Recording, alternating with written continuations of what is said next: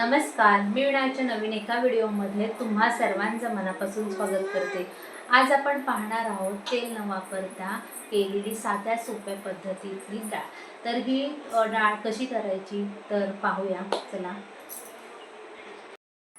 इथे मी 1 वाटी तूर डाळ आणि पाव वाटी मूग डाळ असं डाळींचं प्रमाण घेऊन दोन्ही स्वच्छ डाळी धुवून घेतल्या आणि कुकरच्या भांड्यामध्ये 3 शिट्या करून घेतल्या। आता मी यामध्ये अर्धा टोमॅटो कापून टाकणार आहे।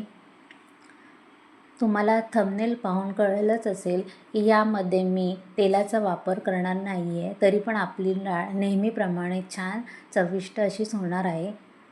तुम्हाला व्हिडिओ बघून नंतर पुढे कळेलच। आता यामध्ये कढीपत्त्याची 5 ते 6 पानं घ्यायची आणि स्वच्छ धुवून ती अशी हातानेच तोडून अशी त्यामध्ये घालायची, जेणेकरून आपल्या डाळीमध्ये छान असा कढीपत्त्याचा फ्लेवर डाळीमध्ये उतरेल। तुम्हाला थंबनेल बघून कळलंच असेल की मी ही डाळ करताना कुठेही तेलाचा वापर करणार नाही आहे। तुम्हीही अशी डाळ नक्की करून पहा, म्हणजे तुम्ही डाळ करताना तेल केव्हाच वापरणार नाही। कधीतरी अशी डाळ छान लागते, करून नक्की पहा। आता ह्याच्यामध्ये पुढील साहित्य घालूया। आता मी इथे 5 ते 6 लसूण पाकळ्या घेतल्या आहेत। आता पाव चमचा हिंग घालूया।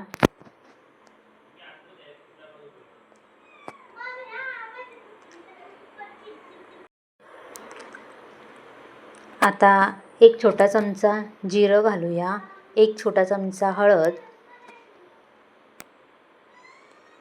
आणि चवीप्रमाणे मीठ घालून घेतलं आहे आणि कोथिंबीर बारीक स्वच्छ धुवून बारीक चिरून घेऊया आणि त्यातली अर्धी कोथिंबीर आता घालूया आणि नंतर अर्धी कोथिंबीर ठेवूया ह्यातलीच, आणि ओलं खोबरंही घ्यायचं थोडंसं। आता ही छानपैकी थोडी मिक्स करून घेऊया, ढवळून घेऊया। ही शिजलेली डाळीमध्ये सर्व साहित्य घालून एकत्र करूया छानपैकी, थोडा वेळ असं मिक्सअप करत राहूया आणि नंतर पुढील कृती करूया।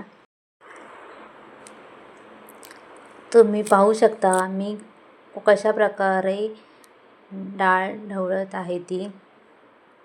ह्याच्यामध्ये ओलं खोबरं थोडंसं यामध्ये घालून घेऊया आणि थोडं यातलं कोथिंबीरप्रमाणेच थोडं बाजूला ठेवून देऊया डेकोरेशनसाठी।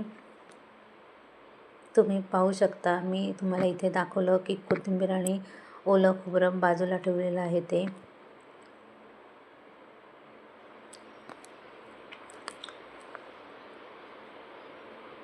आता डाळीच्या टोपामध्ये हे सर्व एकत्र केलेलं मिश्रण यामध्ये घालून घेऊया आणि आपल्याला कितपत डाळ घट्ट किंवा पातळ हवी त्याप्रमाणे त्याच्यामध्ये आपण पाणी तेव्हाच घालून घेऊया। यामध्ये साधं पाणी घालायचं, गरम पाणी घालायची गरज नाही, कारण काय आपण आता ही डाळ छानपैकी उकडून घेणार आहात। तुम्ही अशी डाळ नक्की करून पहा आणि कशी झाली ती मला कमेंट करून नक्की सांगा। मी असेच नवनवीन व्हिडिओ घेऊन येणार आहे। तुम्हाला ही डाळ आवडली तर माझ्या व्हिडिओला लाईक, शेअर आणि सबस्क्राईब करा, जेणेकरून मी तुम्हाला आणि नवनवीन व्हिडिओ दाखवेन। पाहताय ना आपल्या डाळीचा आताच कलर नॉर्मल डाळीसारखा वाटतोय ना। आता ही छानपैकी अशीच उकडून घेऊया आणि नंतर पुढील कृती तुम्हाला मी दाखवते व्हिडिओमध्ये। आता मी गॅस चालू करून त्यावर आपल्याला किती पाणी पाहिजे तेवढं मी पाणी त्याच्यामध्ये घातले आणि ही डाळ उकळ येण्यासाठी ठेवली आहे। आणि आताच आपण पाहायची, मध्ये मध्ये ढवळून पाहायची की कितपत आपल्याला पातळ किंवा घट्ट प्रमाण पाहिजे आहे। थोडी घट्ट झालं असेल तर त्याच्यामध्ये थोडं पाणी घालायचं आणि मिठाचं प्रमाणही तेव्हाच चेक करायचं। तुम्ही पाहू शकता आपली डाळ किती सुंदर झाली आहे ना।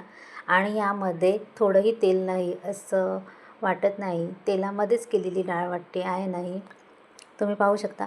आता टोमॅटो आणि मिरची ह्यामध्ये उकळून जाईल, जर थोडाफार कलर ह्याच्यामध्ये बदलेल. आता आपली छान अशी गोडी डाळ तयार झाली समजा. ही रेसिपी तुम्हाला आवडली तर माझ्या व्हिडिओला लाईक करायला विसरू नका. आणि तुम्हाला माझ्याकडून कोणत्या रेसिपी पाहायला आवडतील तेही नक्की सांगा. मी व्हिडिओ नक्की दाखवणार आहे तुम्हाला. आपली ही गोडी डाळ तयार झाली आहे. तुम्ही पाहू शकता छान अशी कलर पण छान आपल्या डाळीला आला आहे आणि वाटत पण नाही आहे ह्याच्यामध्ये आपण तेल वगैरे काही घातलं आहे असं.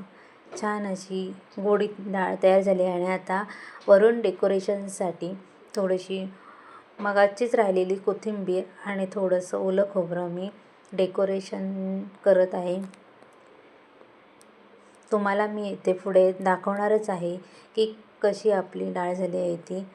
तुम्ही पाहू शकता छान अशी गोडी डाळ, चवीलाही एकदम भारी दिसते, भारी आणि चवीलाही एकदम भारीच झाली आहे. पाहू शकता मी तुम्हाला इथे चमच्याने दाखवत आहे. अशी डाळ तुम्ही नक्की म्हणजे नक्की करून पहा. व्हिडिओ आवडल्यास लाईक, शेअर आणि सबस्क्राईब करा. थँक्यू.